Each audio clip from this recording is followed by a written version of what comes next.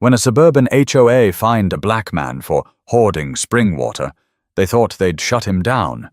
But instead, he gave the land back its voice, and nature decided who was really in charge. It began with a letter, folded neatly, stamped with authority, and tucked beneath Byron Leach's front door like a snake waiting to strike.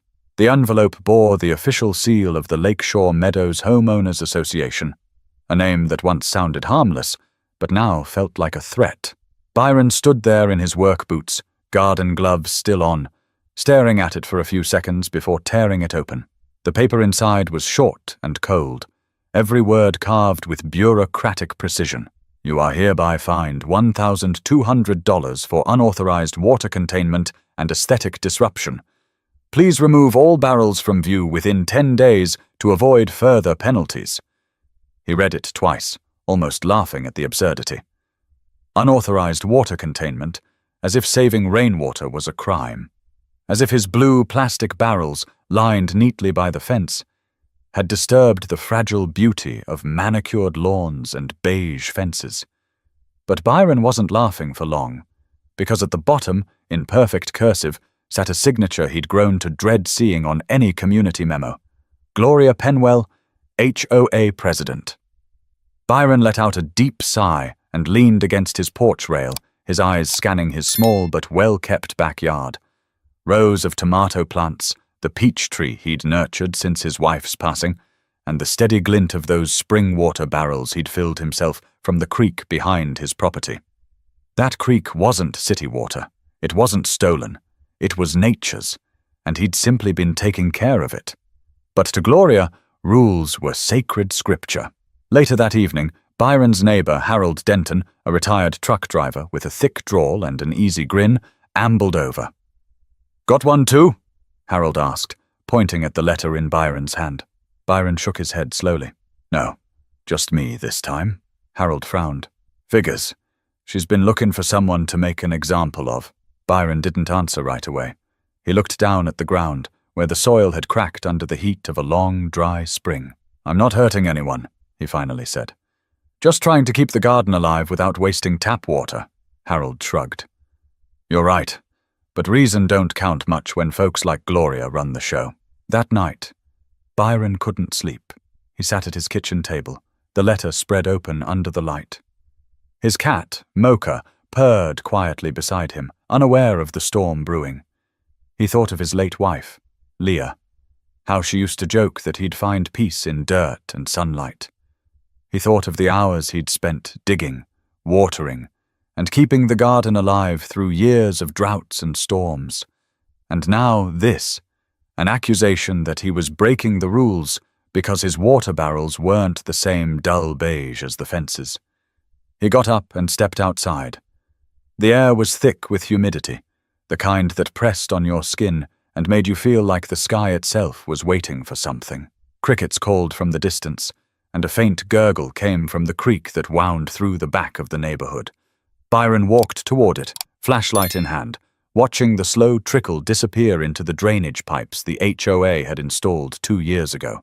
That was Gloria's idea too, redirecting the natural stream into underground pipes so it wouldn't disturb the landscape. It had dried out a small wetland behind Byron's fence, leaving behind cracked mud and brittle cattails. He'd never said much about it, but the sight always bothered him. Nature was patient, but it didn't forget. As he watched the water crawl through the metal grate, a thought crossed his mind. Quiet, steady, and unshakable. If they wanted to fight nature, they could. But he wouldn't. He'd simply remind them who the real landowner was. Byron turned off his flashlight and looked toward the HOA sign at the end of the street, glowing faintly in the distance under the streetlight. The same sign that bore Gloria's name at the top of every community announcement. She had power, yes, but not the kind that lasted forever. He walked back to the porch, folded the letter carefully, and placed it under a rock on his table. The night was silent except for the soft rustle of leaves and the slow, steady flow of the creek. Somewhere deep down, something had shifted in him. Not anger, not defiance, just resolve. He would handle it, but not the way they expected. But this wasn't just a story about a man and a fine. It was about what happens when quiet people get pushed one time too many. To most people in Lakeshore Meadows, Byron Leach was the neighbor you barely noticed, not because he was dull, but because he never made noise about anything. He kept his lawn neat, his garage organized, and his temper in check. You'd see him early on Saturdays, bent over his garden in an old hat and sun-faded shirt, humming softly to himself as he pruned tomatoes or adjusted his sprinklers. He wasn't a man who liked conflict. Never had been. Before moving here, Byron had spent 20 years working for the North Carolina Forestry Service, tracking soil health and vegetation patterns across the state. He'd seen droughts tear through farmlands and floods wash out entire neighborhoods. To him, water wasn't something to waste. It was life itself. When Leah, his wife, passed away 4 years ago, Byron had turned that knowledge into therapy. He built his garden from scratch, one seedling at a time. He'd often say, "When you keep something alive, it keeps you alive too." His small backyard became his peace, his rhythm, his reason. So when the drought hit that spring, he didn't panic. He just adjusted. He started collecting spring water from the natural stream that ran past his back fence, something he'd done before, but on a smaller scale. He bought barrels from a local hardware store, cleaned them, and set up a system that looked more like a science project than anything threatening. The setup caught rain runoff, filtered creek water, and kept his plants from dying. One afternoon, as Byron was testing the flow of his system, Paula Monroe, a longtime resident who lived 2 houses down, stopped by with a basket of lemons. "Byron, I swear, your backyard looks like it belongs in a magazine," she said with a smile. He chuckled softly. "It's just a bunch of dirt and patience." Paula tilted her head toward the barrels. "You know Gloria won't like that, right?" He smiled, not taking it too seriously. "It's water, Paula. Not a nightclub," she sighed. "Still, she's got eyes everywhere." Be careful, Paula meant well. She'd seen Gloria go after people for smaller things, unapproved flower beds, an American flag that didn't meet HOA size standards, even wind chimes that disturbed the peace. But Byron thought water was too basic, too natural to cause trouble. He was wrong. Around that same time, the HOA had been tightening its grip on the neighborhood. They wanted uniformity. Every fence painted the same beige, every mailbox the same style, every lawn trimmed to an exact height. To Gloria, these weren't just preferences, they were principles. She often told the community during meetings, "Rules keep us civilized. Without them, chaos takes root." And chaos, apparently, looked like a row of blue water barrels behind Byron's fence. One evening, Byron walked to his backyard just as the sun began to fade behind the trees. The light hit the water inside the barrels, turning it golden. It was quiet, peaceful. He dipped his hand in, feeling the coolness on his skin. For a moment, he felt Leah there, like she was reminding him to hold on to what mattered. Then came the crunch of gravel, a familiar, measured stride. Byron turned to see Gloria Penwell herself walking toward his fence, clipboard in hand, dressed in a crisp white blouse like she was inspecting a military base. "Mr. Leach," she began, her voice smooth but sharp. "We've received complaints about your property." Byron raised an eyebrow. "Complaints? About what?" "The barrels," she said plainly. "They don't conform to the neighborhood's visual standards." "They're not visible from the street," he replied calmly. "They are from the walking trail behind your fence," she countered. "We can't have residents creating eyesores. It lowers property values." Byron stared at her for a moment, measuring his words. "You do realize I'm collecting spring water to conserve resources, right? It's legal. And it's helping my plants survive the drought." Gloria smiled thinly. "We appreciate your concern for the environment, Mr. Leach, but community rules apply to everyone equally." He looked down at her clipboard. "Equally." "Exactly," she said, before turning on her heel and walking away. That word, equally, stuck with him long after she left, because in all the years he'd lived there, he'd seen the rules bend plenty of times. A neighbor once built a gazebo without a permit.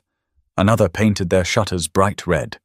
The HOA turned a blind eye to both. But when Byron, one of the few black homeowners in the community, installed a few clean water barrels to protect his garden, it suddenly became a matter of standards. That night, Byron sat on his porch again, his eyes on the sky. There were no clouds, no sign of rain. Just the sound of sprinklers hissing across lawns that drank from city pipes, paid for by the same people accusing him of breaking the rules. He knew then that this wouldn't be a simple misunderstanding. But the thing about Byron was, he never picked fights. He just finished them in his own way. The official notice came 3 days later, printed on heavy paper and delivered by hand, as if Gloria Penwell wanted to make sure Byron felt the weight of it. The HOA's logo sat proudly at the top, followed by a paragraph that made it sound like he'd committed a public offense.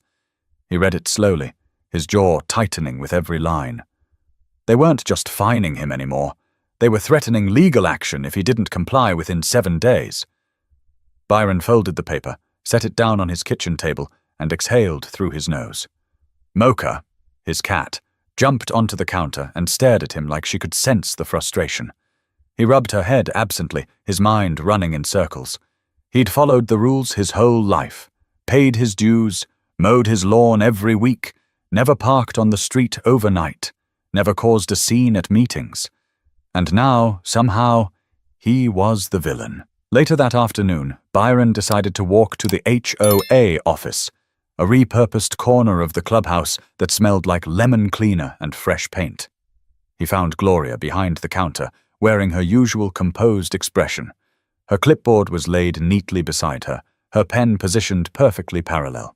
"Ah, Mr. Leach," she said without looking up. "I was wondering when you'd stop by."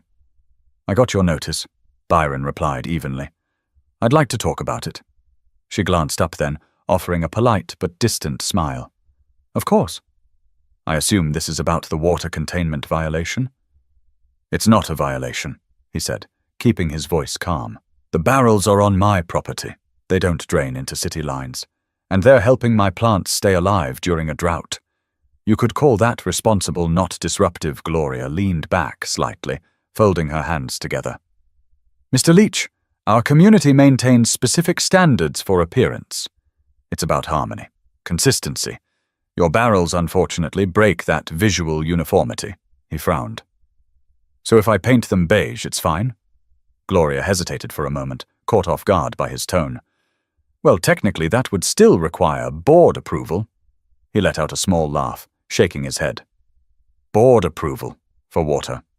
Rules protect everyone, Mr. Leach," she said calmly, her tone clipped. "When we make exceptions, it creates problems.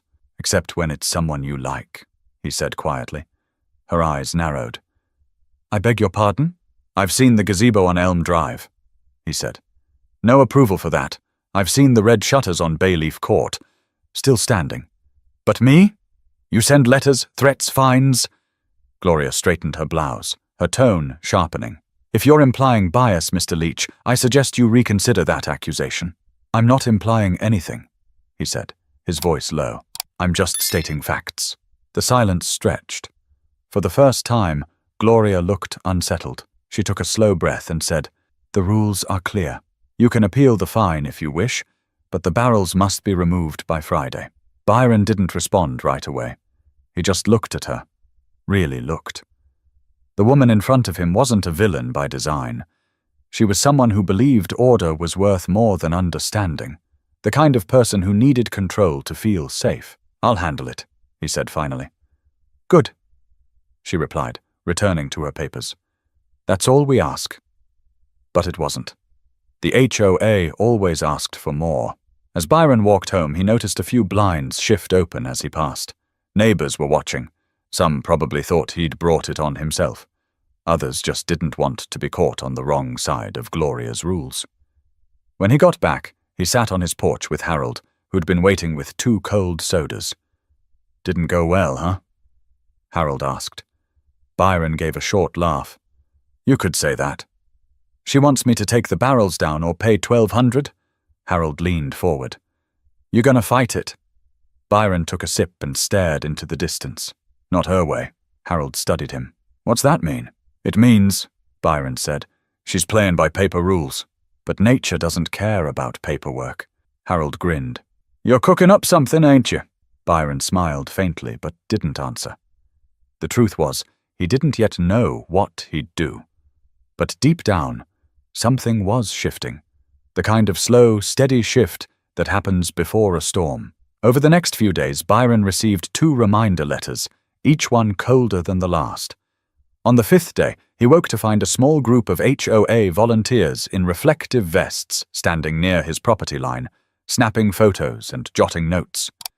Gloria wasn't among them, but her presence was felt in every clipped command they gave each other. Byron stood at his window, watching. His garden looked peaceful, innocent, undeserving of the scrutiny. It hit him then. This wasn't about rules. It was about control. He turned away from the window, walked out to his shed, and started dusting off his old forestry maps, the kind he used back when he studied waterways and terrain flow. If Gloria wanted control, he'd show her what real control looked like. But before Byron made his move, the neighborhood itself began to change, and people started picking sides. Word spreads fast in communities like Lakeshore Meadows, faster than mail, faster than truth. Within days, everyone knew about Byron's water scandal. Some whispered sympathy over their fences, while others avoided eye contact altogether, afraid of being seen as supportive. Byron never liked gossip, but he could feel it in the air now, floating like pollen. Even the morning joggers along the trail behind his fence had changed their rhythm, slowing down to peek at his barrels, pretending to tie their shoelaces.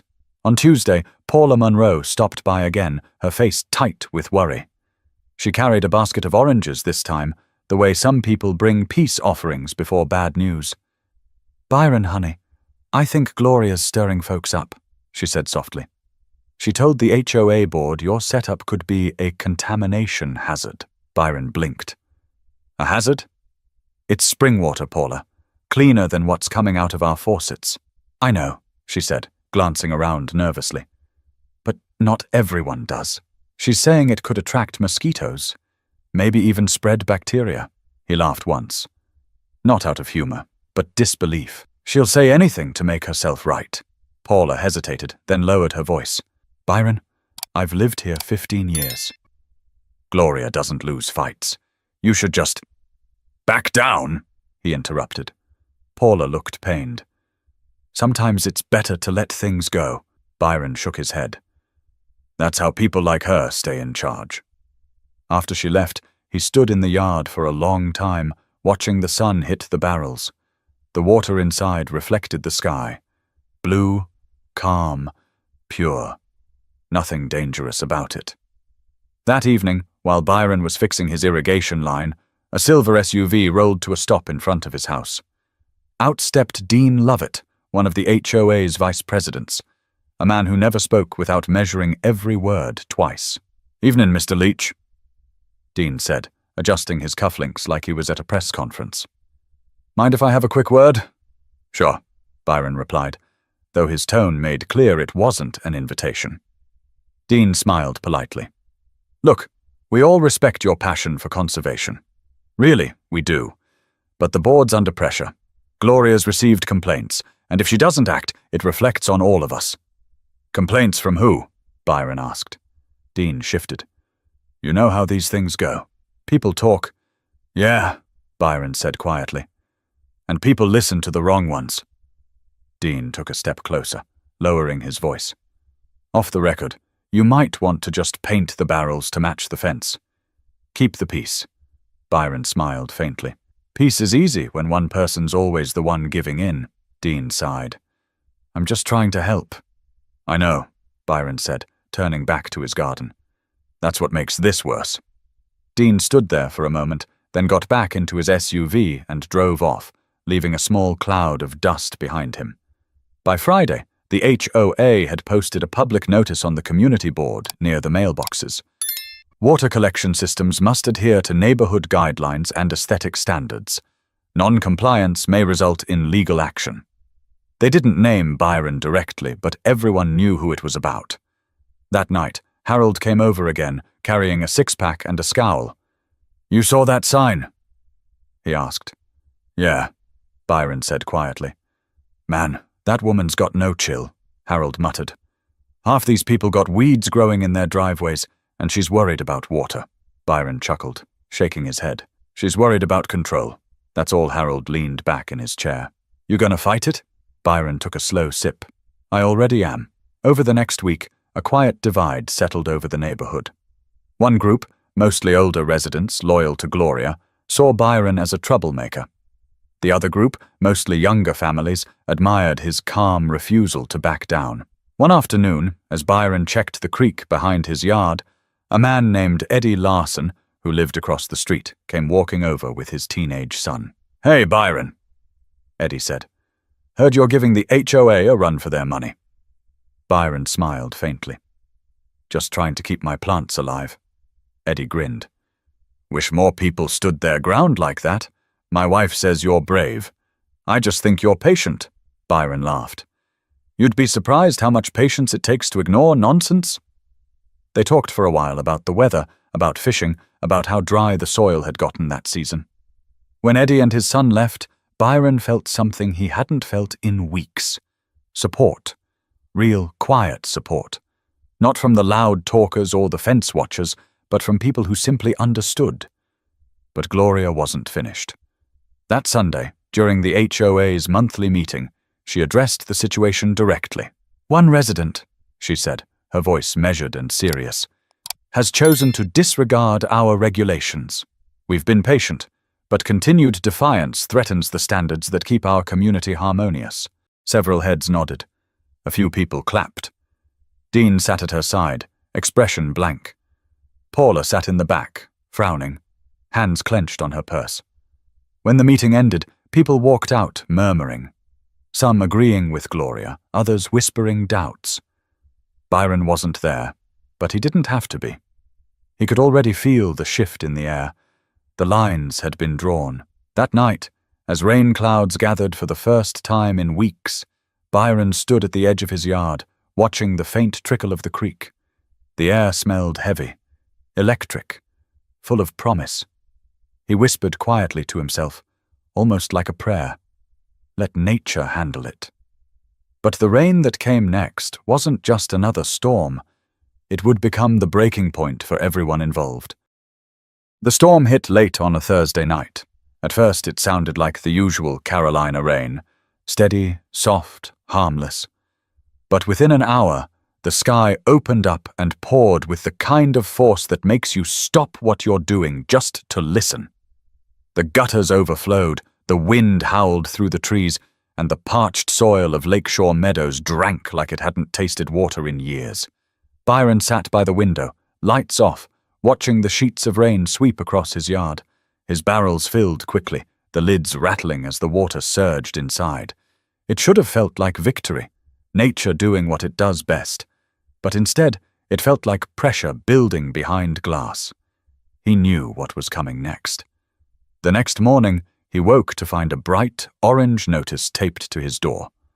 Final warning. Non-compliance will result in legal action. The HOA wasn't waiting anymore. They were moving forward. He crumpled the paper in his hand, then stopped, straightened it out, and read it again. He wanted to make sure he understood every word, not because he planned to obey it, but because he wanted to know exactly what line they thought they could draw.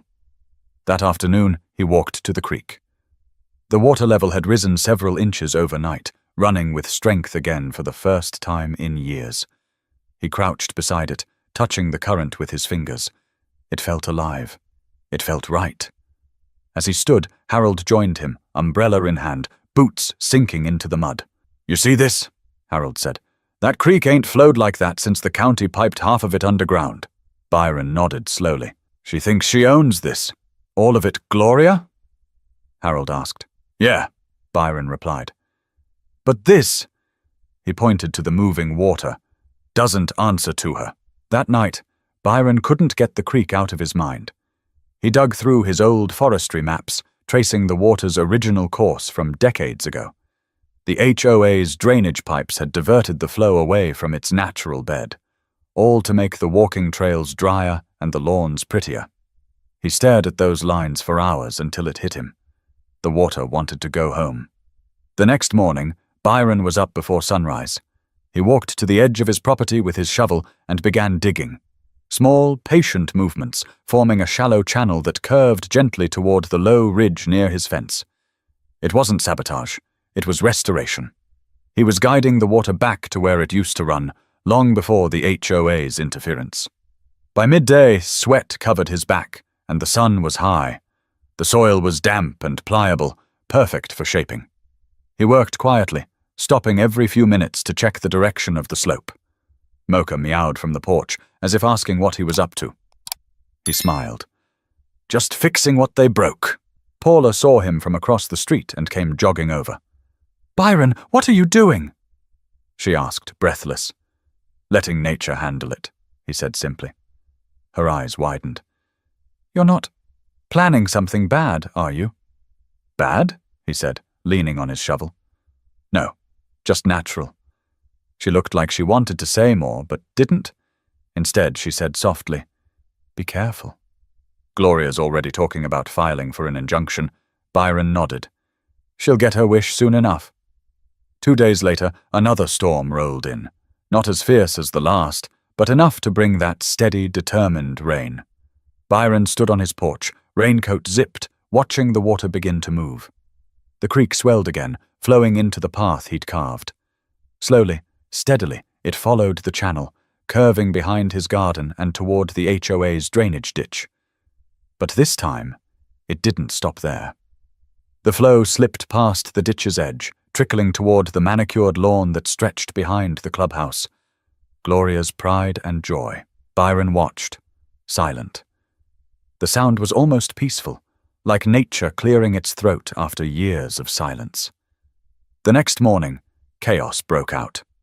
Half the communal lawn was underwater. The decorative flower beds were submerged, and the small artificial pond near the clubhouse had turned into a muddy swamp. HOA members rushed out in ponchos, snapping photos, shouting orders, blaming the city, blaming the weather. Anyone but themselves. Byron stood at the edge of his yard, sipping coffee, watching the scene from a distance. Harold joined him again, grinning. "You didn't," Harold said quietly. Byron didn't answer. "You did," Harold whispered, laughing under his breath. "Man, you really did it." Byron's expression stayed calm. "I didn't do anything the rain wouldn't have done eventually." And that was true. The ridge he'd built hadn't forced anything. It had simply allowed the water to go where it always wanted to. By mid-afternoon, Gloria appeared, her white blouse soaked through, hair pinned tight, fury barely contained.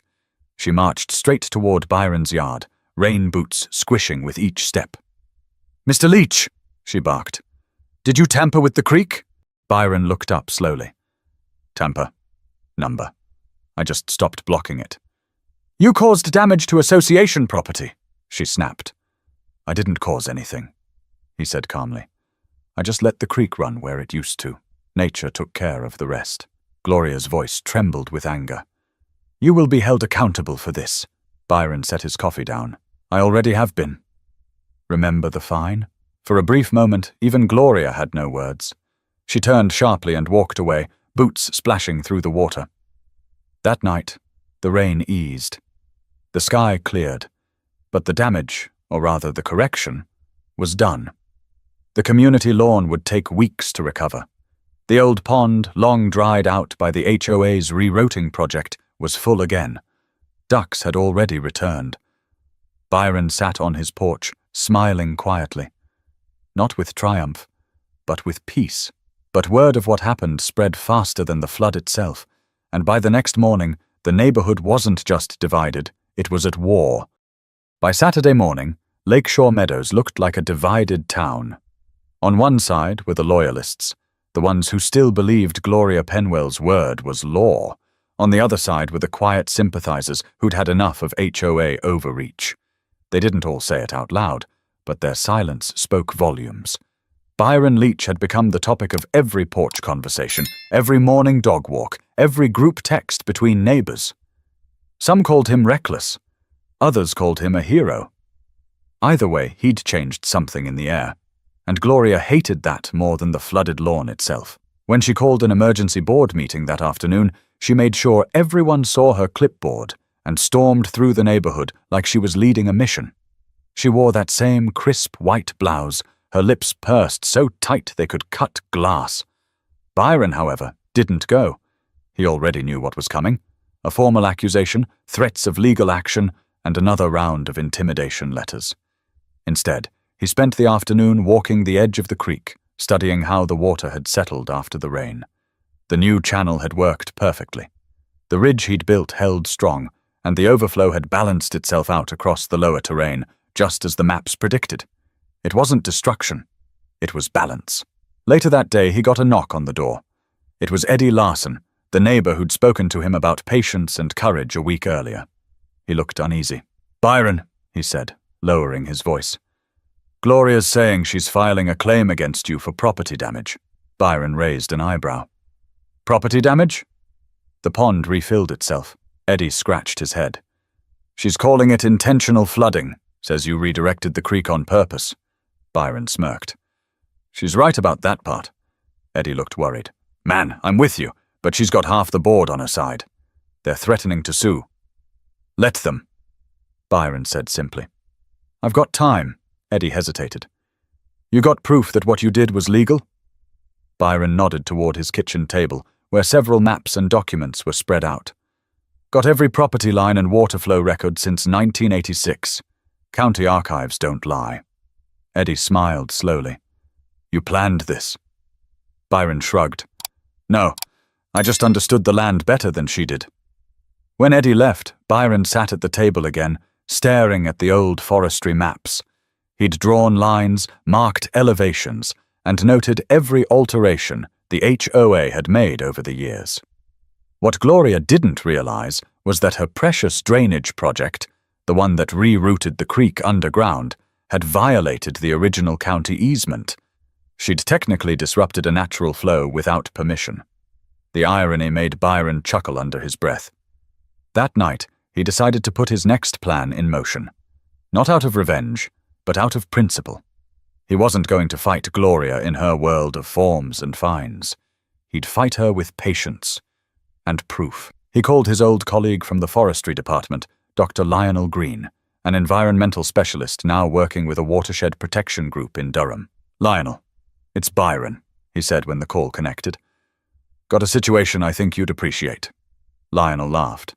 "You mean another bureaucrat who thinks they can outsmart water?" "Exactly that," Byron replied. "Tell me everything," Lionel said. Byron explained the drainage project, the fines, and the way the HOA had blocked the creek years ago. Lionel's tone grew more serious as he listened. "Byron, that could be a violation of the Clean Water Act, depending on how they redirected the flow," Lionel said. "If they altered a natural stream without an environmental permit, the HOA could be liable. Not you." Byron leaned back in his chair, letting out a quiet breath. "So she's barking up the wrong tree." "Completely," Lionel confirmed. "If you can send me photos and maps, I'll file a preliminary review." "The state doesn't take kindly to that kind of interference." Byron smiled, a slow, calm smile. "Appreciate it, old friend." By Sunday morning, Gloria was still marching door to door, collecting signatures for a petition to restore order. Her voice carried through the streets, echoing off driveways and mailboxes.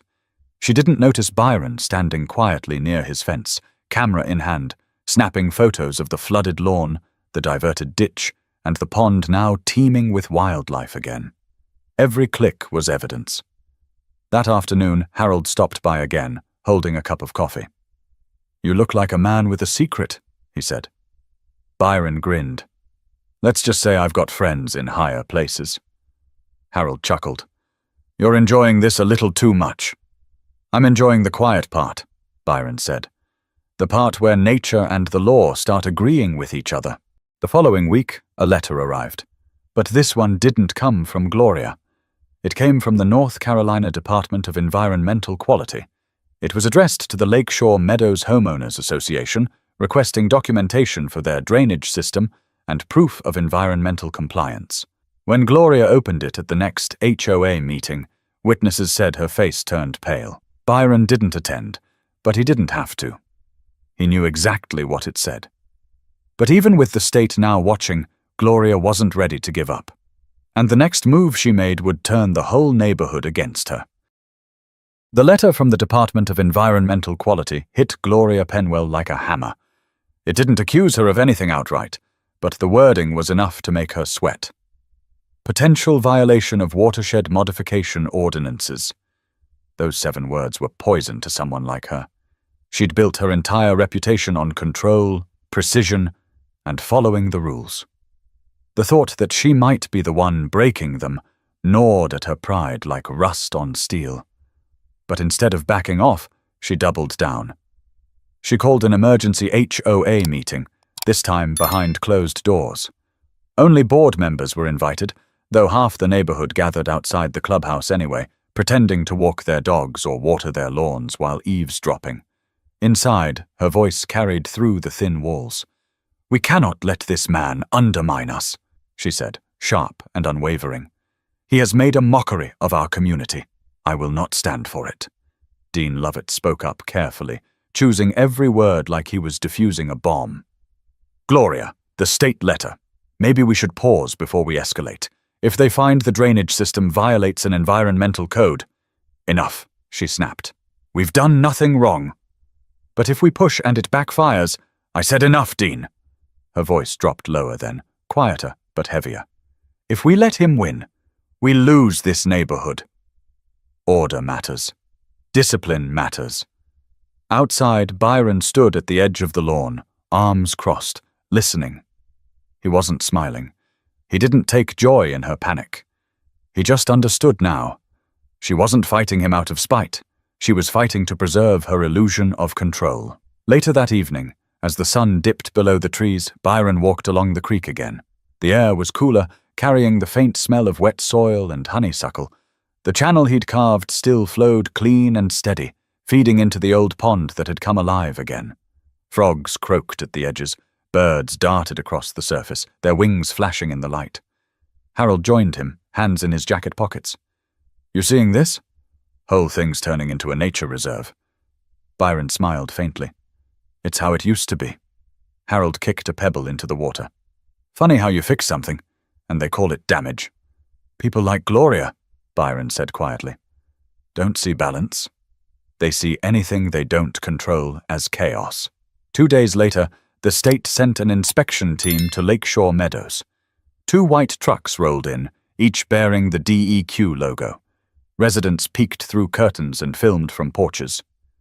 Gloria met them at the clubhouse, papers in hand, smile stretched tight. "Good afternoon, gentlemen," she said. "I trust you're here to clear up a misunderstanding." One of the inspectors, a tall man in a tan jacket, replied evenly, "We're here to review your storm water management system and confirm compliance." Shouldn't take long. For the next hour, they walked the property, taking photos, measuring runoff points, and documenting the drainage pipes. When they reached the old pond, now brimming with water again, one of them stopped, jotting something down on his clipboard. "This was previously dry?" he asked. "Yes," Gloria said quickly. "It flooded due to unauthorized interference by a resident." Byron, who was standing a few yards away, spoke up. "Unauthorized? The creek ran through here naturally before you buried it." The inspector looked at him, then at the ground. "He's right. The county's 2002 water survey shows this area as a live stream corridor. Diverting it might have required a permit." Gloria's jaw tensed. "That can't be correct." The inspector nodded politely. "We'll review the records.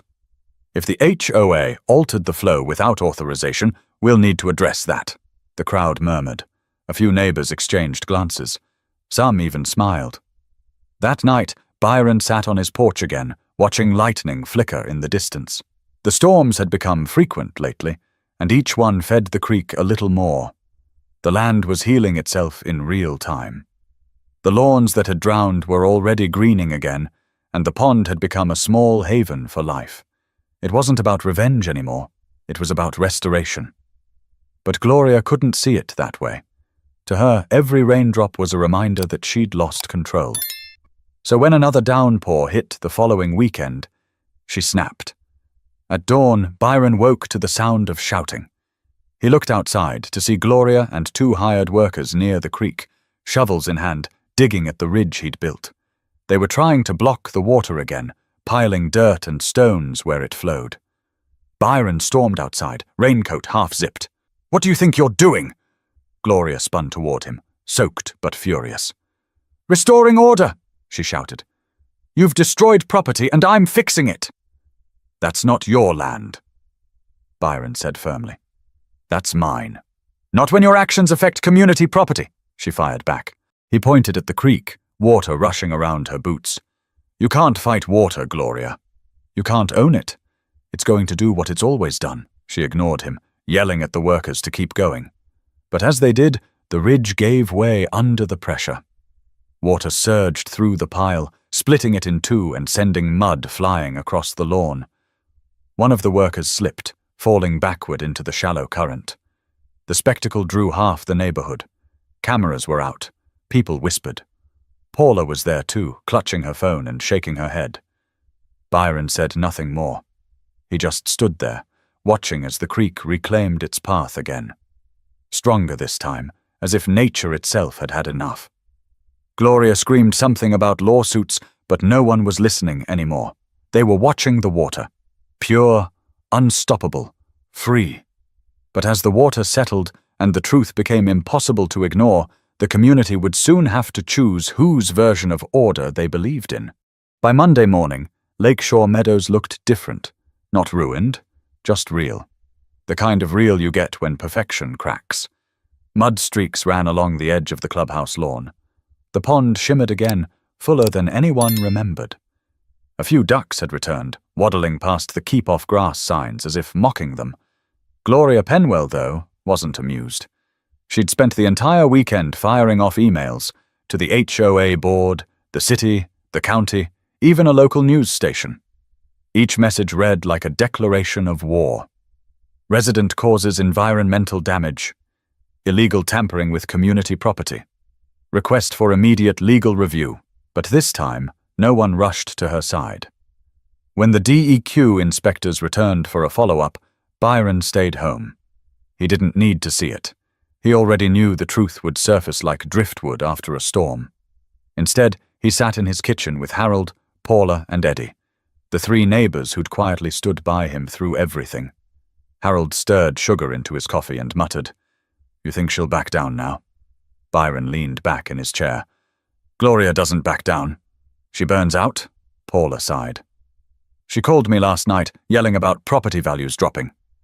Said you'd ruined the neighborhood's image?" Byron smiled faintly. "Funny, I thought the neighborhood was supposed to be about people, not paint." Eddie chuckled. "Amen to that." Outside, the sun broke through the clouds, throwing bright patches of light across the damp lawns. Kids were out again, riding bikes through puddles. For the first time in weeks, the place sounded alive. Laughter, splashes, motion. Then came the email that changed everything. Dean Lovett, the HOA vice president, forwarded Gloria's correspondence to the board, and accidentally to the entire community mailing list. Every homeowner in Lakeshore Meadows received it. Attached were her letters, recordings, and a copy of the state's inspection summary.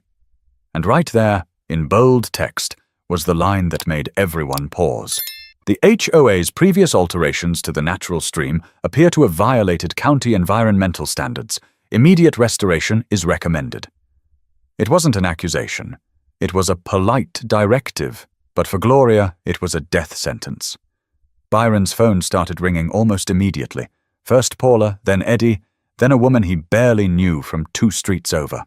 "Byron, they sent it to everyone," Paula said, breathless. "Everyone knows now." "Knows what?" he asked, pretending not to understand. "That you were right." Later that day, Byron took his usual walk along the creek. The air felt lighter somehow. A few neighbors waved from their porches, the same people who used to avoid looking at him. One man even stopped his car to say, "Hey Leach, saw the email.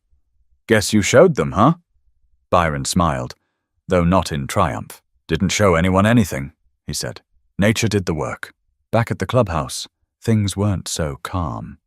Witnesses said Gloria was pacing near the board table, her voice trembling as she argued with Dean. "You were supposed to back me up," she said. "I did," Dean replied quietly, "until it stopped being about the rules." "This neighborhood needs order, Dean," she shouted. "Without it, it'll fall apart." He stood, gathering his papers. Maybe it needs balance more than order. That was the last meeting Gloria ever led. 2 weeks later, she announced her resignation for health reasons, though everyone knew the truth. The HOA elected new leadership, quieter, less controlling, more open. The first change they made was simple. They approved rainwater collection systems for all residents, provided they were safely sealed. When Harold heard the news, he nearly choked on his coffee. "They turned your rebellion into a regulation," he said, laughing. Byron grinned. "Guess we finally found common ground." The next few weeks passed peacefully. The neighborhood started to heal. People began planting again, wildflowers, native shrubs, fruit trees. The pond became a gathering spot for kids and retirees alike. Some evenings, Byron would sit by it with Mocha curled on his lap, watching the sunset shimmer across the surface. But even in peace, there were reminders of the fight. One afternoon, a delivery driver pulled up, handed Byron a package, and said, "Hey, aren't you the guy from the HOA video?" Byron looked confused. "What video?" "Someone uploaded footage of that day, when the water broke through the ridge. It's all over social media. Folks are calling it the day nature won." Byron laughed softly. He hadn't wanted fame. All he ever wanted was fairness. That evening, he clicked on the video link. There he was, standing calm in the rain, while Gloria yelled from the other side of the creek. The caption read, "He didn't fight her. He just let nature balance the books." Byron closed his laptop, smiled, and whispered, "Guess that's one way to say it." Outside, the pond rippled with the wind. The same ducks floated lazily near the reeds. Everything felt steady again. Not perfect, but honest. But Byron's quiet victory wasn't the end. The story would soon spill beyond lakeshore meadows, stirring debates far beyond his little patch of land. The video didn't just go viral, it exploded. Within 3 days, the day nature won had racked up hundreds of thousands of views across TikTok, Facebook, and local news channels. Clips of Byron standing in the rain, calm and composed, circulated with headlines like, "Man outsmarts HOA using nature's law," and "When rules go too far." At first, Byron didn't even realize how far it had gone. It was Paula who called him the next morning. "Byron, you're on Channel 9, she said, half laughing, half panicked. "What?" he muttered, still half asleep. "Turn on your TV." There he was, on screen, a still image of him beside the flooded lawn, captioned, "Local resident challenges HOA over water rights." The anchor explained the situation as if it were a civil rights story. They talked about property disputes, environmental laws, and how the state investigation had turned against the very association that fined him. Byron shook his head. "I didn't want all this." Paula's voice softened. "You didn't, but people needed to see it." By noon, reporters were leaving messages on his phone. Environmental groups were tagging him online, praising his stand for eco-justice. A few legal experts even weighed in, debating whether HOAs across the country should have the right to regulate natural resources on private land. But not everyone was cheering. Some residents, still loyal to Gloria, accused Byron of turning their community into a spectacle. Anonymous posts popped up in neighborhood forums, calling him a troublemaker and an attention seeker. One even wrote, he just wanted to be famous. He didn't care about the damage. Byron ignored it all. Fame didn't interest him. What did interest him was how many people, strangers even, were suddenly reaching out with their own stories. One man from Arizona wrote, "Our HOA banned solar panels, said they were ugly. You gave me courage to fight back." A woman from Florida messaged, "They fined me for planting native flowers. Thank you for showing it's okay to stand up." It hit Byron then that what had happened wasn't just about water. It was about people tired of being told that conformity was the same as community. Later that week, a journalist from the Raleigh Observer came by to interview him. Her name was Melissa Truitt, a young reporter with a calm presence and an old-school tape recorder. She sat with Byron on his porch, notebook in hand. "Mr. Leach," she began, "you've become somewhat of a symbol. People are calling you the man who let nature fight back." He chuckled quietly. Symbol's a big word for someone who just dug a trench. But you made a point, Melissa said. A simple one, but it resonated. That sometimes nature knows better than regulations. Byron looked out at the pond, the way sunlight danced on the water's surface. We've forgotten how to listen, he said. Everything's about control now. Straight lines, perfect lawns, everything the same color. Nature doesn't work like that. It's messy, unpredictable, but it always finds balance. Melissa smiled faintly. You sound like a philosopher. Just a man who's been outside long enough to notice, he replied. When the article was published 2 days later, it painted Byron not as a rebel, but as a realist. A man who'd quietly stood up for common sense. The headline read, "One man's backyard battle sparked a bigger question. Who really owns nature?" The story went national after that. Morning shows discussed it, environmental blogs analyzed it, and even a few law professors debated the implications. Byron's calm defiance had become a mirror, one that reflected people's growing frustration with systems that valued uniformity over understanding. Gloria, meanwhile, disappeared from view. Rumor had it she sold her house and moved to another community outside Greensboro. No one could confirm it, but few cared to. Her departure felt like a sigh of relief that drifted through every cul-de-sac. One evening, Harold joined Byron by the pond again, tossing bits of bread to the ducks. You ever think it'd get this big? Harold asked. Byron shook his head. Didn't plan on it. I just wanted to keep my garden alive. Funny how things start small and end up changing people, Harold said. Byron smiled. Guess small things always do. That's how nature works. They sat in silence for a while, the kind that doesn't need filling. The sky was streaked with orange and pink, and the reflection rippled across the water like brushed glass. In that moment, Byron realized the fight had never really been about him and Gloria. It was about something deeper, the constant tug-of-war between control and coexistence, between man's obsession with order and nature's quiet insistence on freedom. And maybe, he thought, that was the lesson people needed. But before the world moved on, Byron still had one last thing to say, a final reflection that would remind everyone why the simplest acts can carry the deepest meaning. A few weeks later, when the noise had started to die down and the headlines faded to the next trending outrage, Byron Leach found himself alone by the pond again. The water was still, catching the light of an early evening sun. Cicadas hummed in the distance, their rhythm steady and familiar. For the first time in months, the neighborhood was quiet, the kind of quiet that felt earned. He sat in the same old chair that Leah used to drag out for their summer picnics. Mocha curled up beside him, tail flicking lazily. The air smelled like wet earth and honeysuckle. The creek murmured nearby, alive and free, winding exactly where it wanted to go. He closed his eyes for a moment. All he could hear was the water and the rustling leaves. It didn't sound like rebellion anymore. It sounded like peace.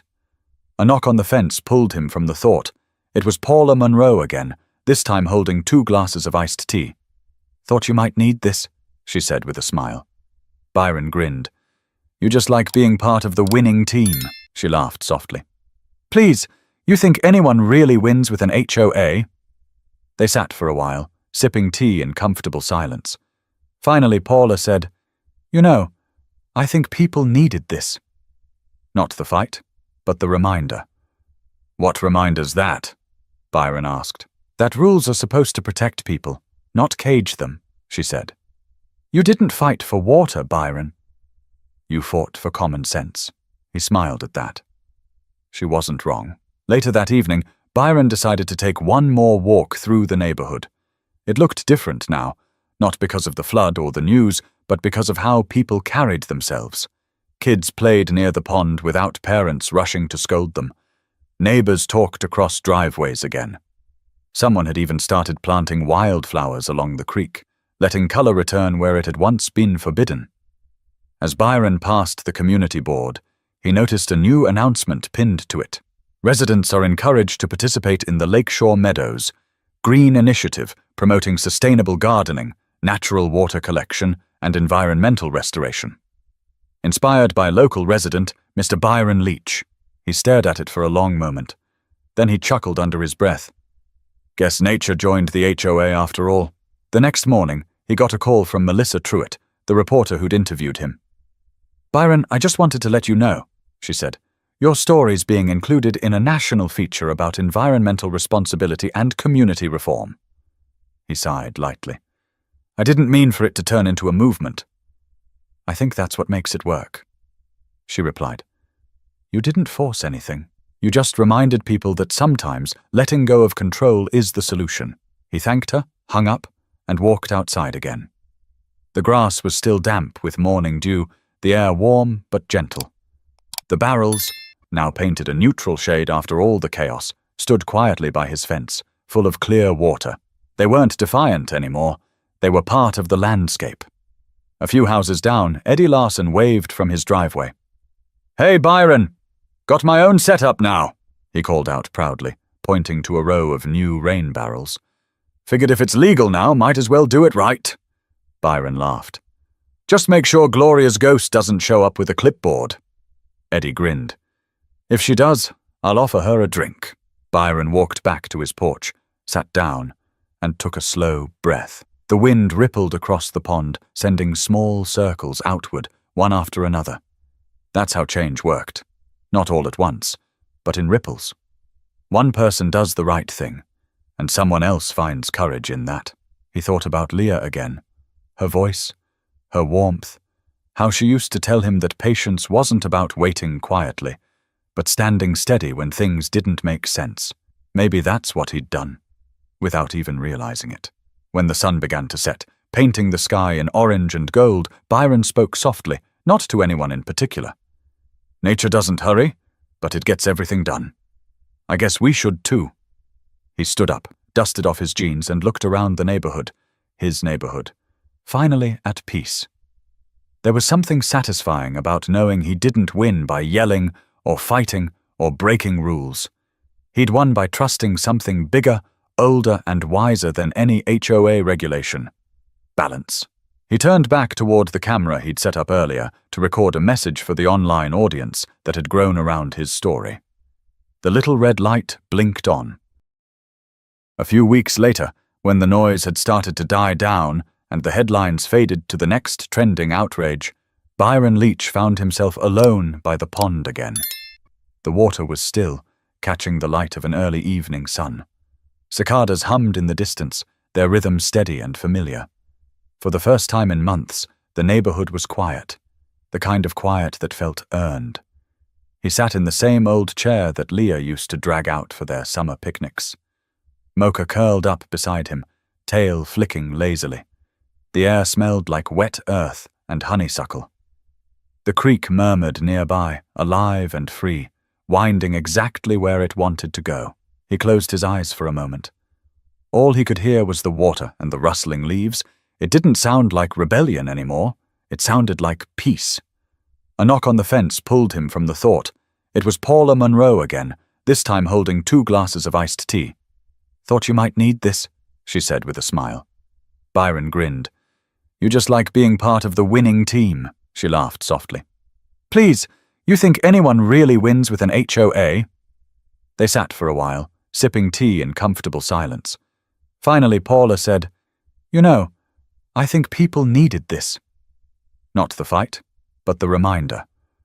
What reminder's that? Byron asked. That rules are supposed to protect people, not cage them, she said. You didn't fight for water, Byron. You fought for common sense. He smiled at that. She wasn't wrong. Later that evening, Byron decided to take one more walk through the neighborhood.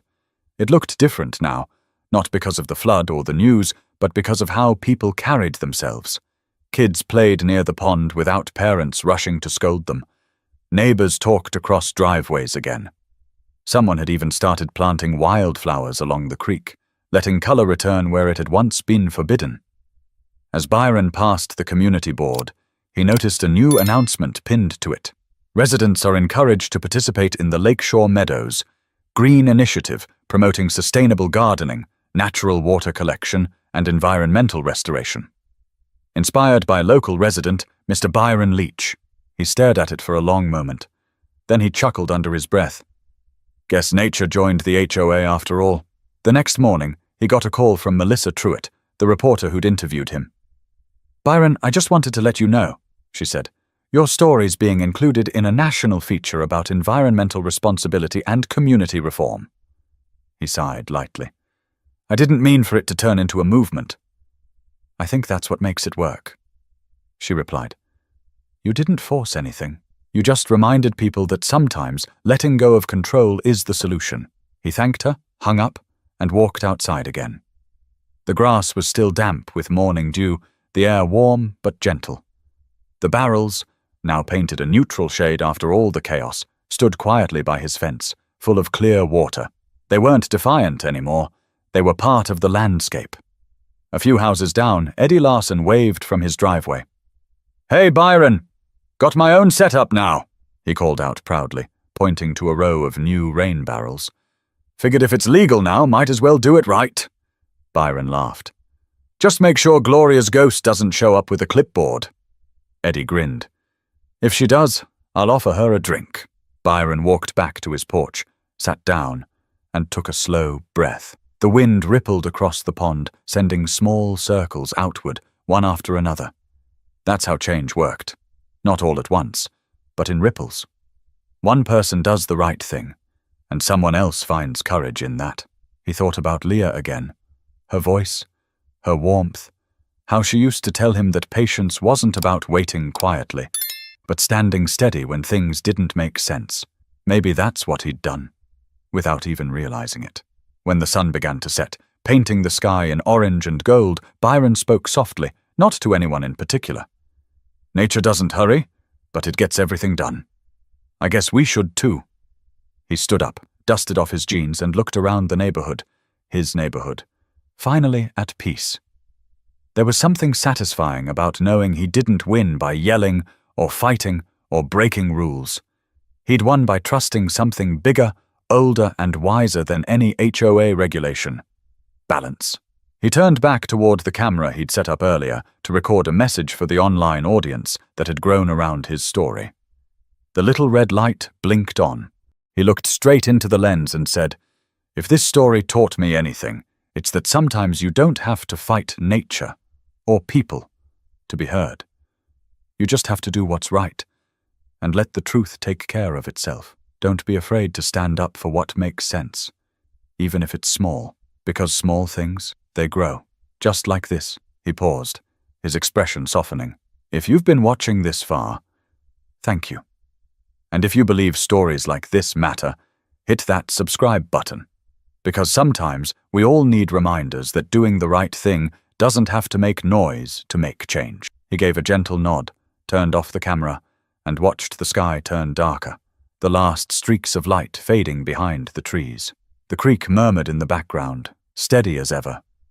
Proof that nature and truth always find their way. And with that, Byron Leach finally let it all go, knowing the world had already heard the message he never meant to shout.